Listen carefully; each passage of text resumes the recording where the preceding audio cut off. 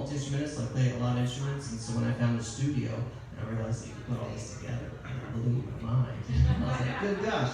But I spent a lot of years as an engineer, so I worked in a lot of studios around the Metroplex and even in Nashville and Los Angeles, and engineer. So I make music, I compose and produce, but I also work with organic instrumentation, real drum sets, real pianos, organs, guitars, acoustics, things like that.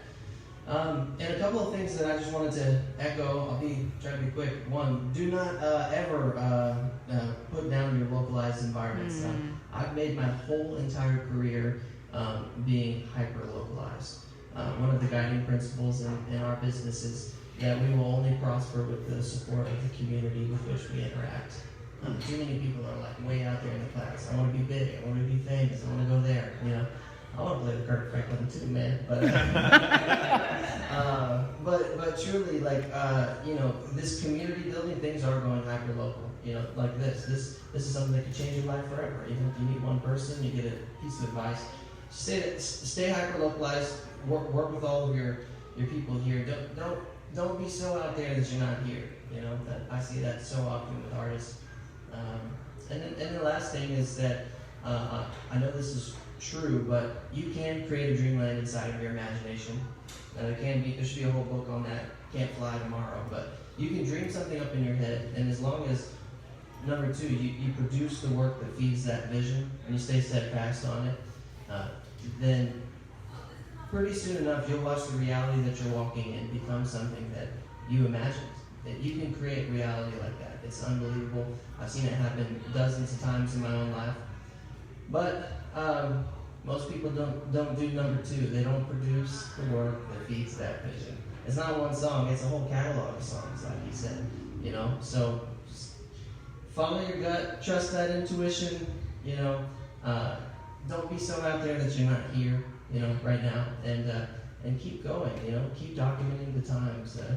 Keep following that intuition inside you that brought you to music in the first place. You know, music can change the world. It is changing the world, and it will. And so we need y'all to keep doing it. So that's it for me. Anybody have any questions for Levi? Yeah. So, criticism, how do you deal with that? How do you deal with criticism? Not good critique criticism, but like bad criticism, the things of that nature. Yeah. How do you maneuver that? It's a good question. Actually, in our studio, we filmed a podcast yesterday. We did 7 episodes of this guy that brought in all of these business machos, you know, that were involved in a lot of businesses, and it was a 15-minute podcast each time asking about their greatest lessons learned. And there was this theme through all 7 people yesterday that, they said, like, what's one of the biggest pieces of advice if you're starting your own business? And you are starting your own business. When you're starting an artist career, it is your own tornado of an ecosystem that you got to spin up. But so many of them said, I wish I didn't care what other people thought when I launched my business. You know, people think too much about the external, out there instead of right here. You know, so I mean, take it with a grain of salt. You know, trust your gut, and you know, if you hear criticism that hits hard, you know, internalize it, take it, and use it as something to push you. And I've heard of that with jealousy. You jealous of another artist? You know, I wonder why. You know, like internalize that, use that as a pathway to change yourself and go towards that goal. You know, take it with a grain of salt. Keep doing you. Trust your gut. What you got? Tell me about like the engineer part, because that's what I'm going to school for.